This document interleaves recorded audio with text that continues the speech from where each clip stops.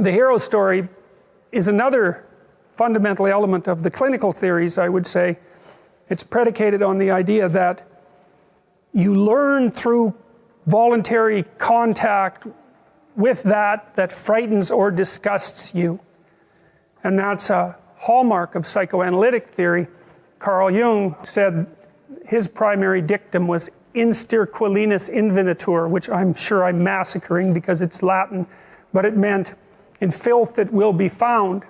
And one of the hallmarks of the clinical theories is that within the confines of everyone's experience, and you can think about this as experience out in the world or experience in the unconscious mind, there are dirty little secrets, let's say, and skeletons and dreadful old fears and remnants of abuse and memories of pathological behavior and failures of courage that leave you undeveloped, perhaps out of avoidance, and that the psychoanalytic process is precisely the careful encounter with those forgotten and repressed elements of the self in the hope that a clear encounter will redeem them, unite them with the remainder of your personality, and make you stronger in consequence. And I would say that that's just a variant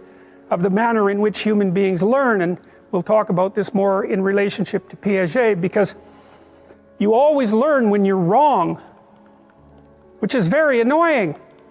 Now, what do you learn when you're correct? You're walking in the world, you're operating in the world, you have a sense of what you want to have happen. You're always looking at the world through this sense of what you want to have happen. You're acting so that what you want to have happen will happen. And when it happens, well, then you're happy because, well, first of all, you get what you want, and that's good, maybe, depending on what you want. But it's also good because if you get what you want when you act, then it turns out that your model of how to act is valid, right? The outcome, that you get what you want, indicates no error on the part of your model.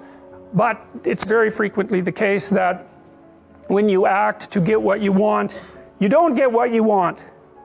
And then that's unpleasant because you don't get what you want, but it's even more unpleasant because it brings with it the hint of a suggestion that the manner in which you're construing the world is incorrect at some indeterminate level. So for example, if you tell a joke at a party, you presume that when they hear the joke, they will laugh, and then if you tell the joke and it goes flat, or even worse, disgusts and offends people, then you're going to be taken aback, and that's partly because you didn't get what you want, and that's not so good, but it's more because there's something wrong with the way you conceptualized the situation. And then you're faced with a problem, and the problem is the emergence of a domain of the unknown. It's like, well, what kind of mistake did you make? Maybe you're not as funny as you think you are. That could be a big problem. Maybe you're not around people who are the way you think they are. Maybe they don't like you as much as you thought they liked you. I mean, the potential for various paranoid thoughts of increasing severity to come welling up at you in a situation where you make even a trivial social mistake is quite broad.